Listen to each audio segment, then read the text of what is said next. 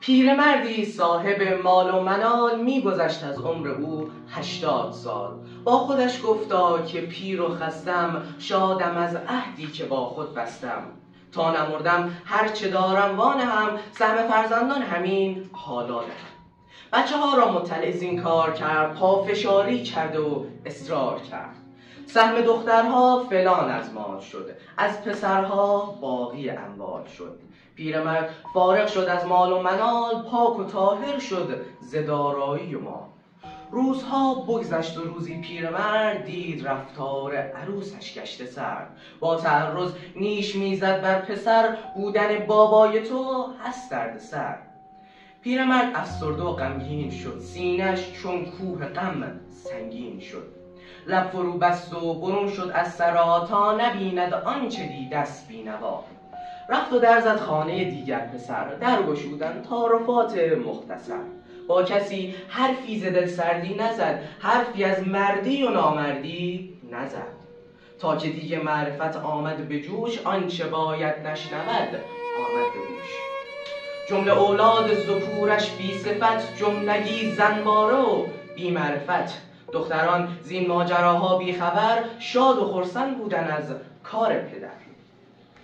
کورسویی در دل آن پیر بود، چون که امیدش به آن تدبیر بود. رهسپار خانه داماد شد، گفت دامادش دل ما شاد شد. اشک خوشحالی به چشم دخترش، ما تو حیران بود نمیشد باورش. دختران بابایی‌اند و مهربان، یادگار همسرم آرام جان. تا که یک شب خانه بختش خراب، دلخوشی‌ها شد همه نقش برام. دید دامادش بر او حسبی نظر، ماندنش آنجا دگر هست درد سر. او همی گوید که بابایت چرا لنگرش را پیچ کرده نزد ما که تنها وارث او نیستیم، با حقوق مختصر کو نیستیم. خانه شد دوار در گرد سرش، چون که تا این حد نمیشد باورش. این چنین اندیشش بیدار شد، موسم پیری رسید و خار شد.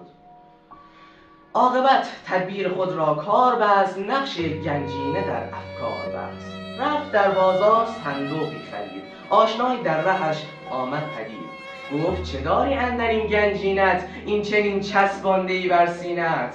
گفت گر گوشت زرازم کر بود، صندوقی مملو ز سیم و زر بود. راز شد افشا در سطح شهر، بچه ها پیدا شدن آسیم سر. ای به قربان توی بابای من، تو کجایی ای گل زیبای من؟ خانه ما بی تو تاریک است و سرد، تو چراغ خانه ای شیر مرد. الغرض با التماس و احترام، شد پذیرایی دگر هر صبح و شام. لیکن از گنجینش غافل نبود، هر کجا میرفت حملش مینمود. جنگ و دعوایی سرش کردم به پا، خانه بی بابا نباشد با صفا. فکر و ذکر بچه ها گنجینه بود، گنج باقی بود، درد سینه بود. عاقبت غالب تویی کرد پیرمرد، رفت و شد آسوده زین رفتار سرد. باز کردن بچه ها گنجینه را، صندوقی مملو ز درد سینه را. شد نمایان استخوان دست خر، نامه‌ای رویش به جای سیم و زر. نامه را خواندند چنین بنوشته بود، قصه عمری به آخر گشته بود. دست خر بر آن نهان هر کسی، تا نمرده است مال بخشد بر کسی.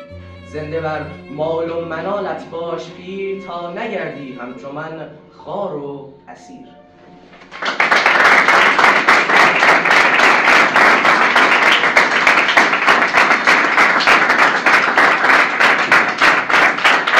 متشکرم.